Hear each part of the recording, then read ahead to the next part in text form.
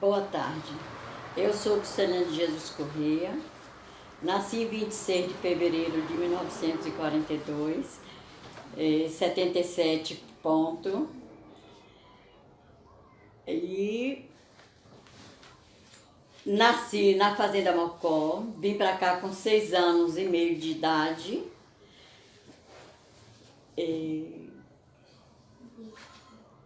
Procurei estudar. Me formei professora primária.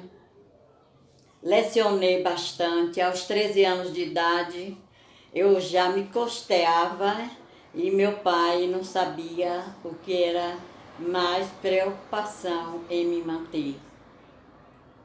E aí foi. Eu lecionava no curso que eu tomava, a primeira série, porque antigamente, primeiro, segundo, terceiro, quarto e quinta série eram juntos.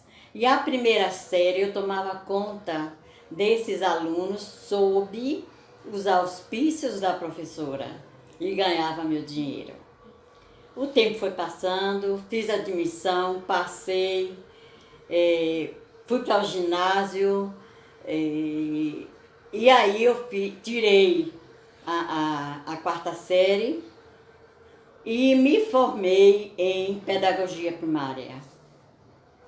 A partir daí, por uma lei do Estado, fui nomeada, aliás, foram nomeadas todos os professores daquela época por uma lei que houve, quando já estava me preparando para o concurso. Lecionei aqui em Feira de Santana até 1969.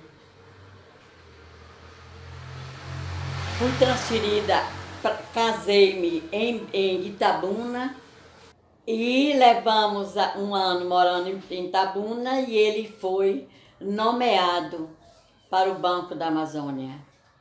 Como o pai dele estava muito doente, ele renunciou, dizendo que não poderia assumir, porque ele foi nomeado para, digamos assim, essa primeira cidade aqui é Alapa. A distância da capital, Belém do Pará, seria a distância de Feira a Lapa. Ele não assumiu porque o pai estava doente e ele tinha que tomar conta.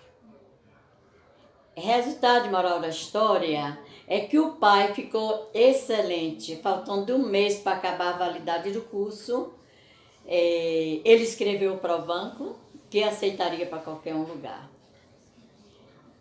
Nos tiraram daqui de Feira de Santana, aliás de Itabuna, e nos colocaram no extremo norte, dentro da Mata Virgem. Tinha o Banco da Amazônia, que era o Banco da Borracha. Lá levamos um ano e nasceu a minha filha Olina. Voltamos para Feira de Santana, não, voltamos para Belém do Pará. E no Belém do Pará moramos 23. Eu morei 23 anos. Depois de 23 anos, vim embora para a feira com meus filhos. Chegamos aqui, já cheguei na terça-feira de carnaval. E assim que adentrei aqui, feira, fui logo trabalhar na confraternização de jovens espíritas, na CONGEB da EMEP, né? EMEP. Não, acho que é EMEP, que naquela época era EMEP. Então, até 69, eu dirigi a juventude, até 69. E na minha volta de Belém, de Belém, porque do Amazonas eu fui morar transferida com o marido. Um ano no Amazonas e 23 eu morei em Belém do Pará. vim embora para a feira, cheguei numa terça-feira de carnaval, estava na Congebe, Congebe que era Bahia, na Congebe de Belém do Pará. E já entrei na cozinha ajudando a alimentação, e daí começou toda a carreira.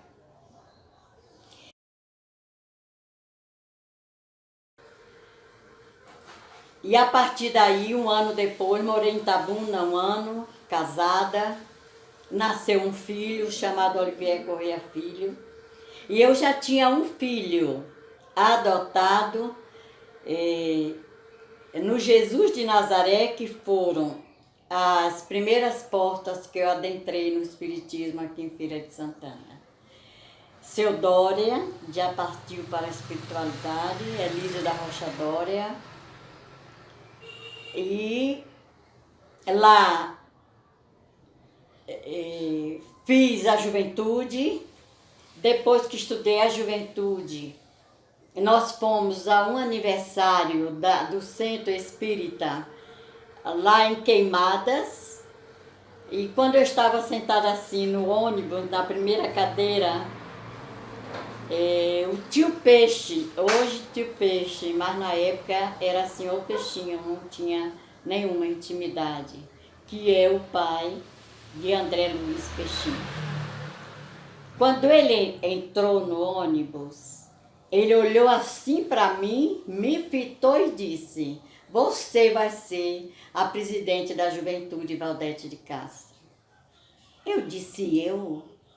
O senhor está enganado, eu só tenho 10 meses de doutrina, eu não tenho condições de ser juventude, presidente de juventude", que naquela época era exatamente presidente e não coordenador.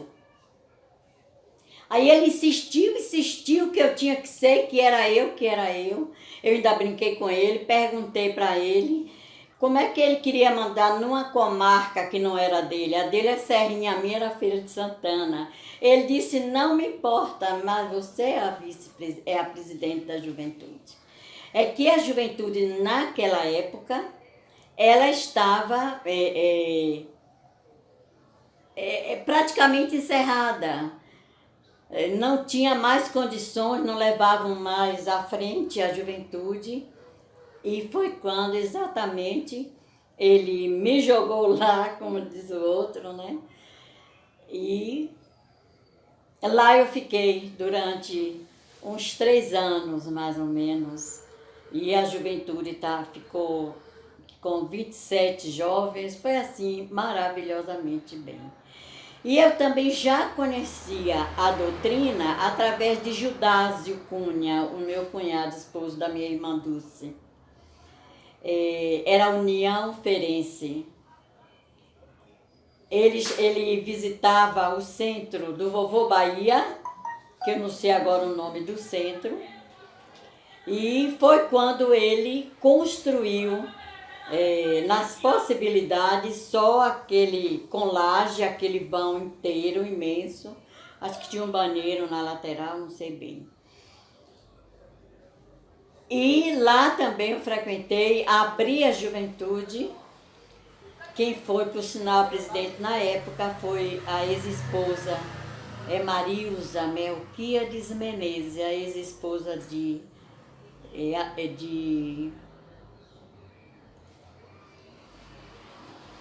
Eloídes, né? Mas ela desencarnou, infelizmente, naquela época, chegou a ter uns 2 filhos, mais ou menos, filhas. E assim foi a nossa vida na doutrina. Da Valdete de Castro, eu fiquei, como eu já disse, uns 3 anos. Depois veio, hoje é CR3, antigamente eu não sei como é que chamava, não me lembro mais. O pessoal veio para exatamente nos convidar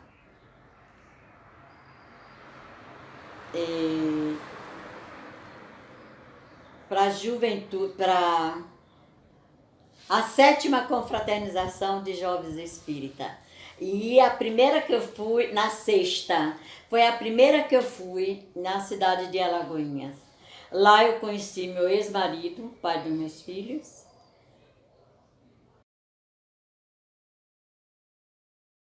Mas como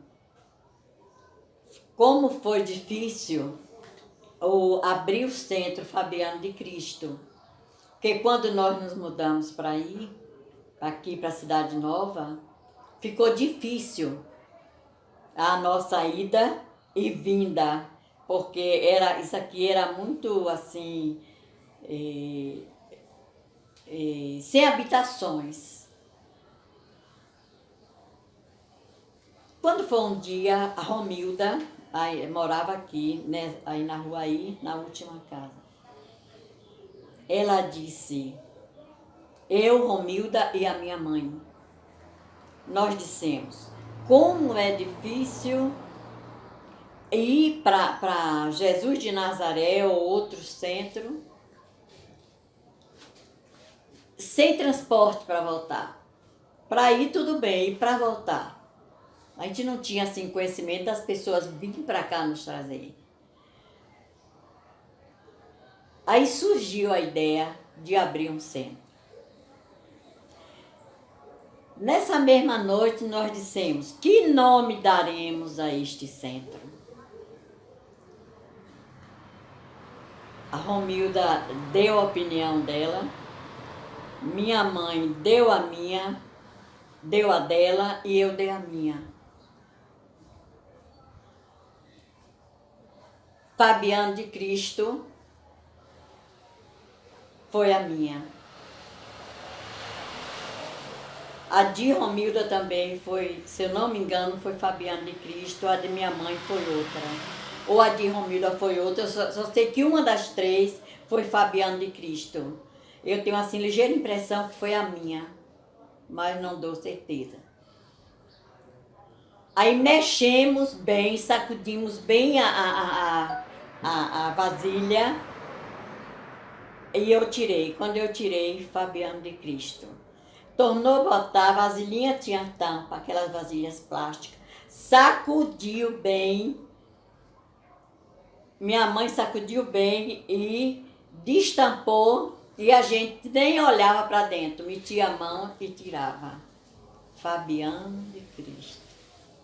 Chegou a vez de Romilda. Foi feito o mesmo processo. Destampou, a gente nem olhava para dentro da caixa. Romilda meteu a mão e tirou. Quando tirou, Fabiano de Cristo. E Fabiano de Cristo está até hoje. Aí foi criada a juventude, foi criada a evangelização. Sim, já o nome tinha. E ganhamos uma casa do professor Carlito Brito, ofertado para o Fabiano de Cristo. E lá começaram as reuniões. Eu vinha todo ano para passar férias aqui. E eu me lembro perfeitamente que hoje, onde é a sala sala mediúnica, eu me lembro que nós sentávamos assim, em redor, no chão, em cima de um tapete, eu não me lembro bem, acho que era um tapete. Sentávamos e ali fazia a reunião. Eu cheguei a participar de uma dessas reuniões. Agora, quando eu voltei, é que aí a coisa já estava bem, não é? O Clóvis também foi presidente daí, não foi? Foi, pois é. E ajudou muito também na construção, no movimento, mas aí eu não sei, a partir desse pedaço para trás, eu não sei dizer porque eu não vivenciei. Vinha assim, todo ano eu vinha para cá. Todo ano eu vinha para cá. E o trabalho da juventude foi assim maravilhoso, muito bom mesmo. Quando não tinha, eram serões evangélicos nas casas. Tio Peixe veio, nos ensinou como fazer o evangelho. Como ele tinha padaria, ele vinha carregado de Salvador de farinha de trigo, parava o carro, o motorista ficava tomando conta do carro, e ele saía com a gente para os serões evangélicos, nas casas aonde nós éramos chamados. Eu me lembro bem que teve uma casa tão longe, mas tão longe, no alto do Cruzeiro, ou foi mais alto do Cruzeiro, porque é o lugar mais alto, não é isso? É. No alto do Cruzeiro nós fomos chamados, uma senhora pediu-nos que fôssemos lá ajudar o marido dela, que tinha sido ido amarrado para o Juliano, amarrado não, com a camisa de força para o Juliano Moreira. Aí nós fomos. Deu fim de linha e nós andamos mais ou menos, seguramente, uma meia hora, 40 minutos.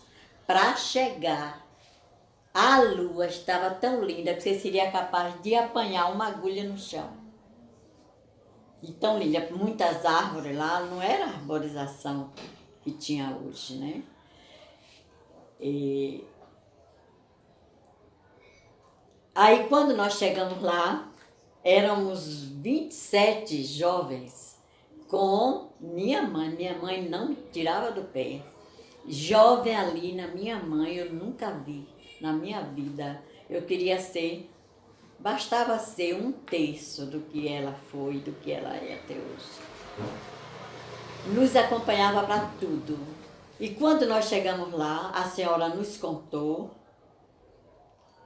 e disse-nos que ele tinha sido realmente todo, ela dizia assim, envolvido, amarrado. E aí eu escutei assim, fiquem todos em roda, peça a ela para botar uma cadeira e manda ela sentar e sentir como se fosse ele. E todos de uma só vez estendam os seus braços e faça a oração. E diga para os jovens sentirem o amor de Deus próximo de todos nós. Isso mesmo eu falei, porque o que eu via, se era coisa boa eu dizia, quando era ruim eu não dizia nada. Quando foi no outro dia de manhã, ela mandou pra gente a notícia de que o marido dela tinha voltado com os pés dele, entrou em casa com os pés dele e que, graças a Deus, estava tudo em paz com ele. Era esse trabalho. E quem nos ensinou? Tio Peixe, mas nesse dia Tio Peixe não estava. Tio Peixe já tinha largado a gente. Ele ensinou como não era, o que deveria ser dito, o que deveria ser feito, o que não poderia acontecer. E aí pronto. Período de 16 anos, conheci o Jesus de Nazaré. Foi aí que Tio Peixe, nessa história do Tio Peixe, para Queimadas. Lá em Queimadas, o Espiridião Amin, que era o presidente da época, ele disse a Peixinho que Peixinho teria que fazer a palestra, porque Divaldo Franco não iria. Mas Divaldo me disse depois que tinha avisado sim, através de um telegrama. Na certa, como ele tinha arrumado já tudo, ele permaneceu.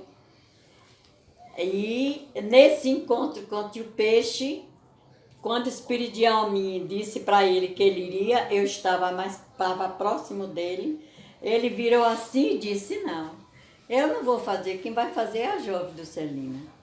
Eu disse, meu Deus, esse moço não está girando bem não. Ele sabe que eu tenho 10 meses de doutrina, não é falar em lugar de Divaldo, mas é fazer uma palestra por falta de Divaldo. Aí, resultado, eu disse, eu não vou fazer. Ele disse, você vai. Eu disse, meu Deus, arranjei outro pai. Não é possível, me obrigando, eu não vou, Senhor. Meu irmão, eu não vou, eu não tenho condição. Você vai fazer. Pode colocar o nome dela, Espírito de Almim. E foi colocada. Eu só me lembro, sim, aí quando eu estava, isso na hora da janta, rapaz. Eu estava com o prato na mão, fazendo o meu prato, uma fila enorme. E foi quando ele deu essa notícia, né? Aí eu disse a ele que não iria. Aí ele saiu assim na volta e continuei fazendo meu prato. Aí ele baixou assim um pouco e disse: sugiro não encher o estômago. Estômago cheio, mente vazia. Eu disse, agora ele pirou de vez. Eu, Senhor, eu não vou fazer a palestra. Não vou, não tenho condições. Para mim, a comida ali já não serviu mais, eu fiquei preocupada. Rapaz, o centro assim, carro que você não imagina. Eu disse, eu não vou fazer. Nunca fiz uma palestra espírita, ainda mais hoje. Uma palestra de aniversário que era de Valdo. Aí eu comecei a andar, nessa época era assim, relvazinhas e a estradinha para passar os carros. Aí eu fui andando, eu digo, Jesus, não faz isso comigo. Eu não tenho condições nenhuma. Na volta, eu escutei assim, você já não entende um pouquinho de Moisés, da primeira revelação? Já não entendo um pouquinho sobre a revelação belíssima de Jesus?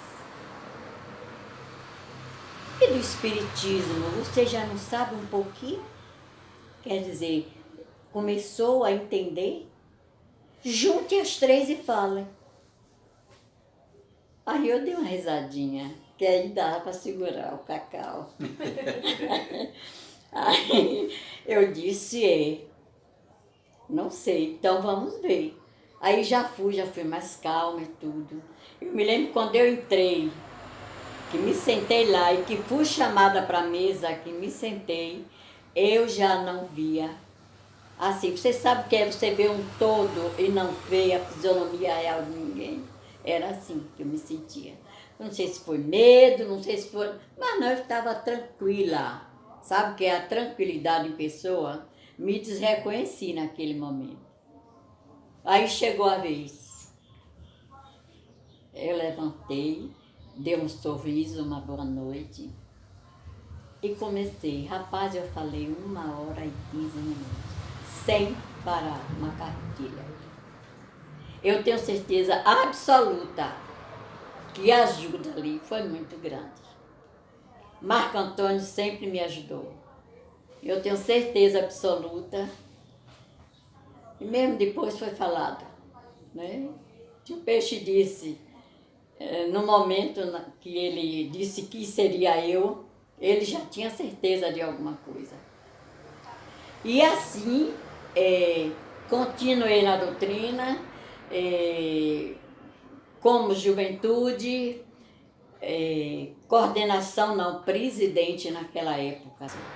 Aí comecei a trabalhar esses anos, e como presidente de juventude, abrindo juventude, e aí a União Ferense, Gildásio construiu, como eu disse, essa parte em Laje, e ali houve a inauguração, Salvador veio, a juventude fez a apresentação, foi assim, foi um momento importante na minha vida, esses 8 anos, que foi o pontapé para a doutrina espírita.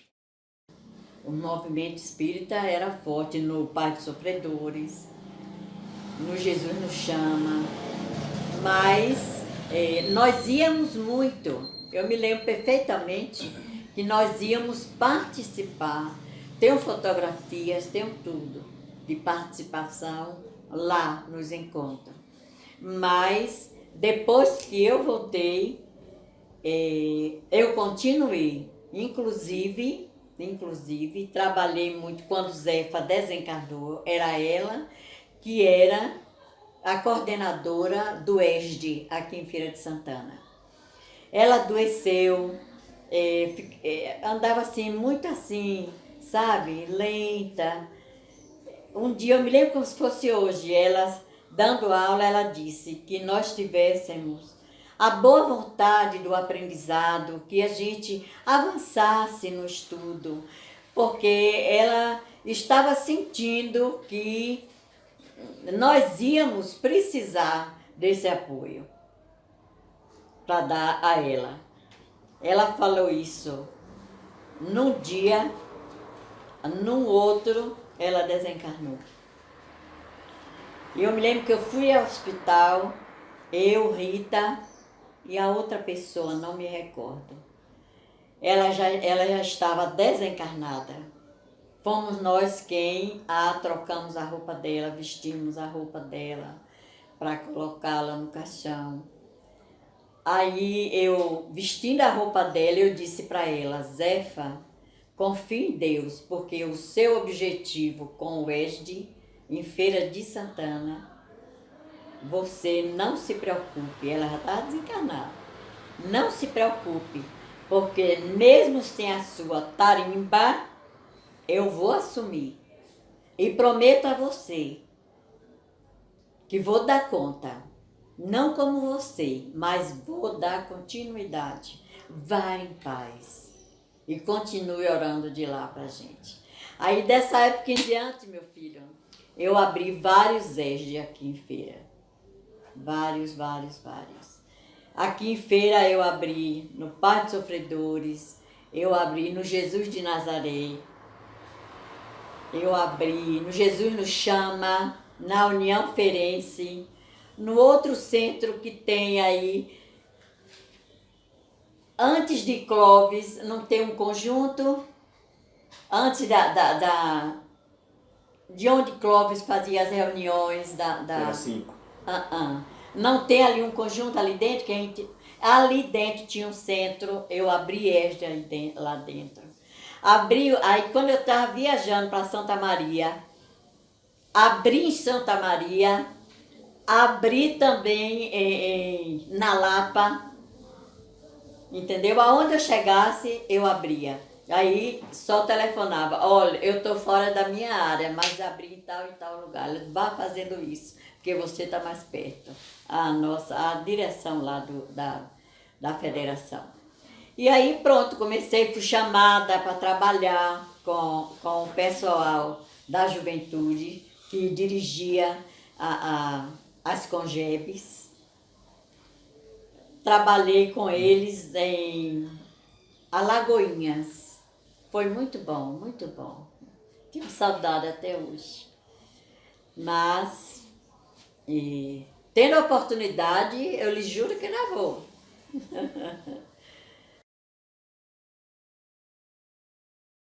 O Espiritismo na minha vida foi a alavanca que me colocou assim diante da providência divina, da fé, da esperança, da caridade, de ser, de procurar ser o máximo possível que eu tivesse a minha condição, de melhorar os hábitos que não seriam possíveis, como ainda os tenho até hoje, mas continuo, não na minha luta, porque quem luta